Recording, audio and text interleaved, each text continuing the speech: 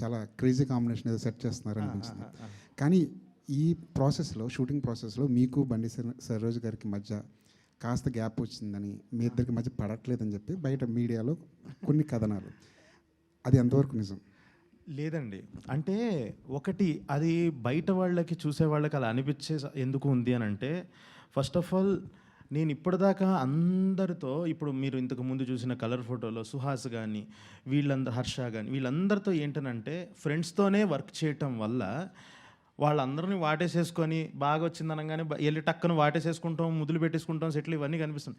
ఇప్పుడు కూడా నాకు ఒక 2 years ఆఫ్ రోషన్తో జర్నీ వల్ల అవ్వంగానే ఆ కైండ్ ఆఫ్ ది కనిపిస్తుంది.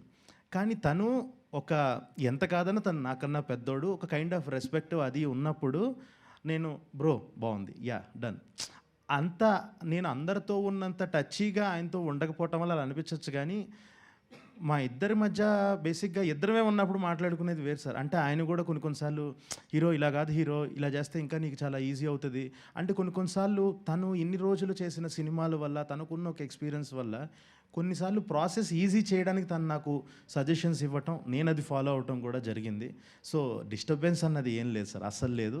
హ్యాపీగా చేసుకున్నాం. అంటే ఒకవేళ వస్తున్నా కూడా ఒక kind of creative discussions, differences ఇవన్నీ వచ్చినా కూడా తనేమంటాడంటే, సరే ఓకే నేను అనుకున్నది చేస్తాను, ఒకసారి నువ్వు అనుకున్నది కూడా చూద్దాం, ఫస్ట్ ఒకసారి నేను అనుకున్నది చేసి చూపిస్తాను నీకు ఓకే అని.